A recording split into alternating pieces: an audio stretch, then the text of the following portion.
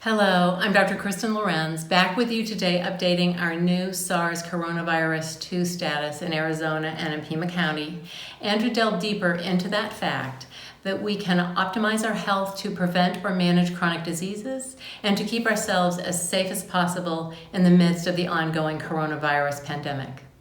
Today we will discuss in detail how to go about making intensive lifestyle changes and how to be the most successful at practicing these habits for the rest of your life. Here we are into our 8th month of COVID, and in Arizona the picture is still somewhat blurry with ongoing inadequate test reporting and a persistently high percent positivity rate of 12.1% in the state as of August 16th. Remember, we look for a percent positivity rate of less than 5% in order to trust our data to show us the truest extent of the coronavirus in our community, including both asymptomatic and symptomatic individuals. That said, it appears that COVID hospitalization rate and death rate seem to be declining slightly over the last 2 weeks in the state of Arizona. In Pima County, the hospitalization and death rates have plateaued, but not significantly declined in the last month. Pima County ICU bed availability continues to be about 10% as of July 31st, and general medical surgical hospital bed availability in Pima County is now about 12%. We do not yet have adequate test, investigation, and contact tracing for a variety of reasons, and this hinders our ability to really control the spread of the virus in our community. Overall, Pima County currently meets one of the 9 CDC guidelines for community reopening. So in many ways, for us as individuals, things haven't changed much. It is still recommended that high-risk individuals remain at home as much as possible, that we continue to practice physical distancing, and if we do get together, we keep group sizes less than 10 people, and that we assure proper ventilation by meeting outside or keeping a window or door ajar during the meeting time. And for the foreseeable future, and for all stages of reopening of our community, the following practice will be important. Stay at home if you feel ill. Wash your hands or use hand sanitizer after touching any common surface. Avoid touching your face. Disinfect frequently used items and surfaces. Sneeze or cough into a tissue or your elbow. Wear a cotton face mask when in public. Practice 6-foot distancing. Check wellness levels and temperatures at entrances to public buildings and workplaces, and limit all travel, including business travel. As a result of these ongoing recommendations for limited in-person social activities, working from home, limiting our travel, and the closed gyms, our days seem to be quite mundane. One day resembles the next, and there are fewer fun activities to look forward to. Our habits can become lax as the structure of our day seems less important. This is especially true in the summer when our pace relaxes, and more especially true with the heat of the desert summer and the drowsiness that it often brings in August. But for some, September is a type of new year, a new beginning. Our weather brings cooler mornings and evenings, and as children return to school, our schedules naturally become more structured. Our community seems to come alive a little bit, and we all become a little more active in September. I think it's the perfect time for a personal lifestyle inventory and a plan for change. I challenge you to consider intensive lifestyle changes as they are doable, sensible, and essential for optimal health. Change requires both knowledge and action. As we take a personal lifestyle inventory, it's helpful to keep a few points in mind. Research shows that social and emotional health, with emphasis on connection, intimacy, and love, are associated with reduced risk of disease and premature death. Unhealthy behaviors such as using tobacco, drinking alcohol, and overeating are actually people's attempts to self-medicate emotional pain.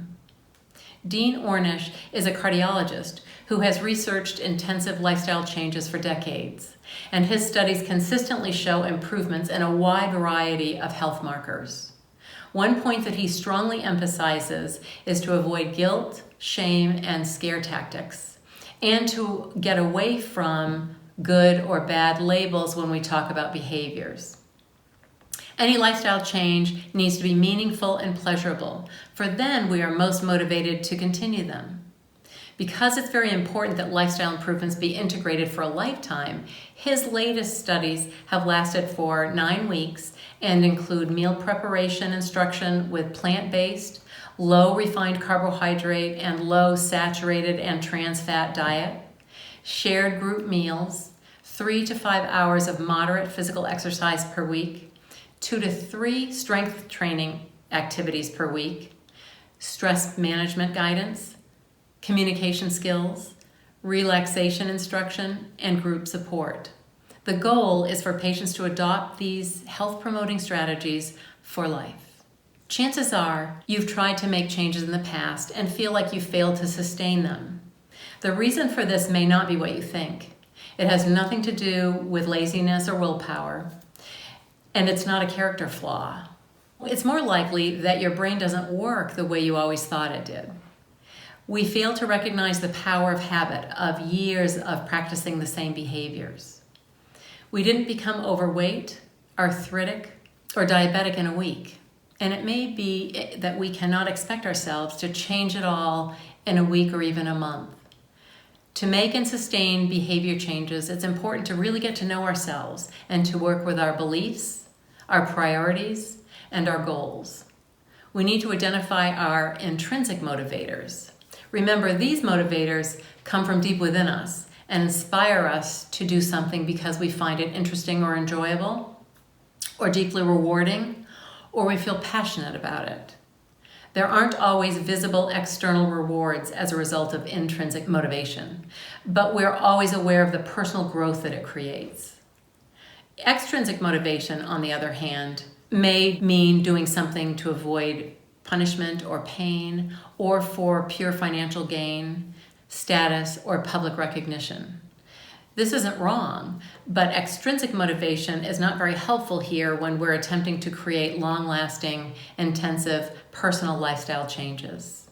For success with long-lasting lifestyle changes, it's important to identify our beliefs, priorities, and our level of commitment. Often behaviors cannot change because our priorities are not allowing for it. Our priorities set up our intention, and often our beliefs generate our priorities. Start with listing those things that are important to you. Then place them in order of importance. Often you'll find that without intention, you spend more time on activities like watching television or surfing the internet than you do planning and preparing healthy meals. At one time or another, we may all have said, I don't have time to exercise, or I don't have the money to eat healthfully. If we're being really honest with ourselves, these aren't matters of time or money, but of priorities. They are not right or wrong, but spending time identifying what's important to you and consciously setting your priorities allows behavior changes to happen much more easily. Priorities are often the result of our belief system, and our beliefs are based on past experience and conscious choice. An example might be the importance of dairy products in our diet. From our childhoods, we've been told that cow's milk and cheese are very important sources of calcium for our bones and protein for our healthy muscles. But we are now finding that cow's dairy is high in saturated fat, which increases the unhealthy LDL cholesterol. And the protein in cow's milk dairy is very complex, contributing to chronic inflammation of our GI tract and stressing our immune system. And we now question the bioavailability of that calcium in the cow's milk products. So it may be important to examine our beliefs and check in to be sure that they're working for our benefit. Maybe new information has been discovered that can help us transition from prior beliefs to those based better in facts. And if the facts become conflicting, sometimes we may need to just go with the beliefs that make the most sense to us.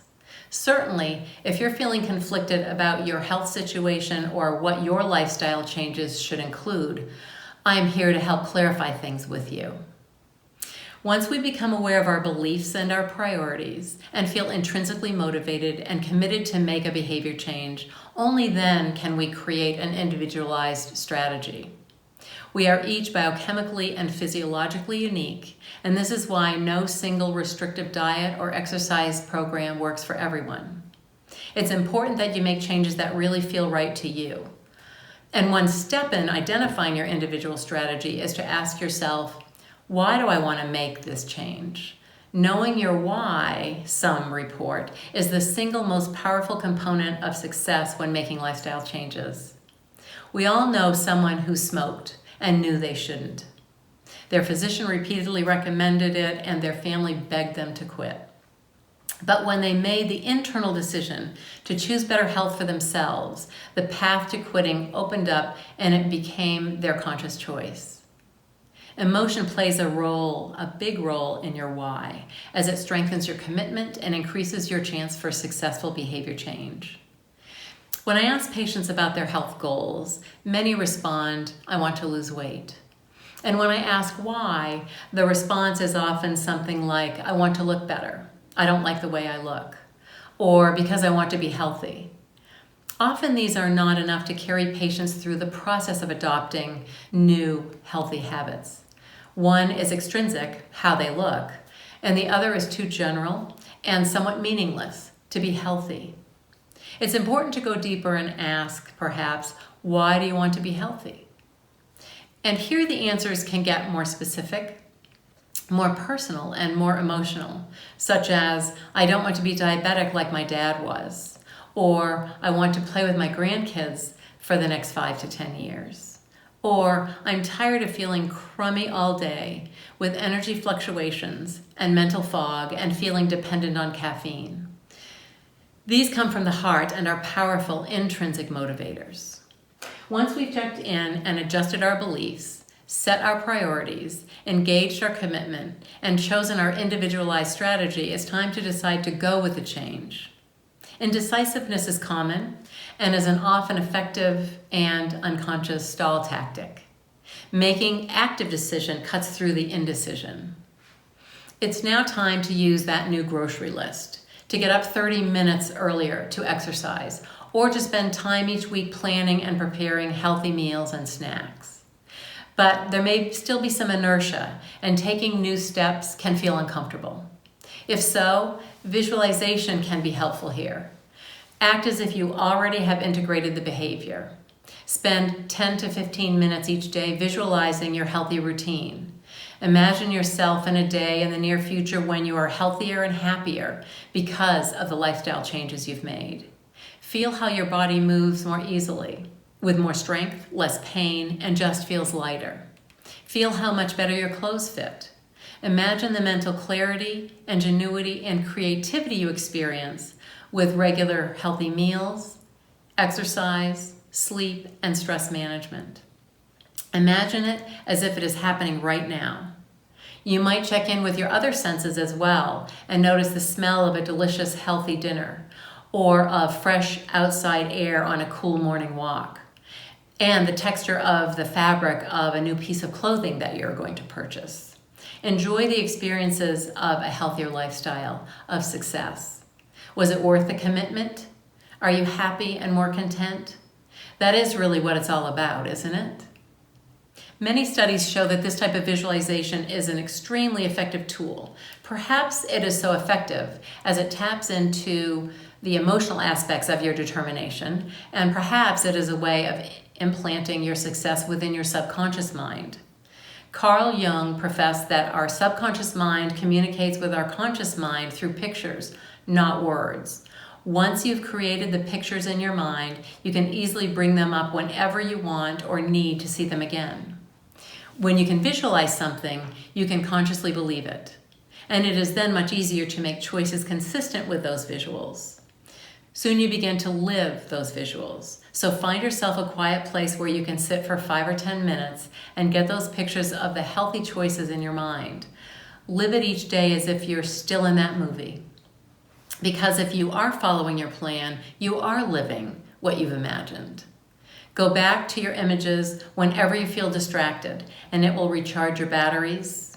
It will shift your attitude, restore your commitment, and change the way you live your life. Research shows that accountability and feedback are extremely helpful in making healthy lifestyle changes. Writing things down seems especially effective in providing insight to what's working well and what may need to be tweaked. Using a calendar or journal, make notes each day of your food choices, water intake, exercise level, and your feelings during the day and at the end of the day. The notes can be brief as they are just for your feedback. We'll talk more about that next time. I've attached to this vlog a list of intrinsic and extrinsic motivators for more clarity. I'm hoping that this information helps you to begin the emotional preparation for intensive lifestyle change, as it truly is the foundation of success.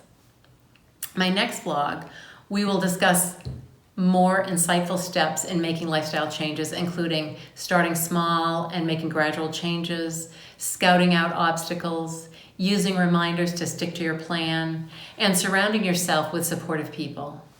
As our children go back to school and put pencil to paper or fingers to keyboard, as the case may be, we might join them in putting pencil to paper with our beliefs, our priorities, and emotional reasons for making the commitment to create positive change in our lives.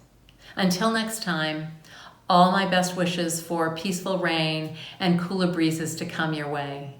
Stay safe and well. Thank you for joining me. Bye-bye.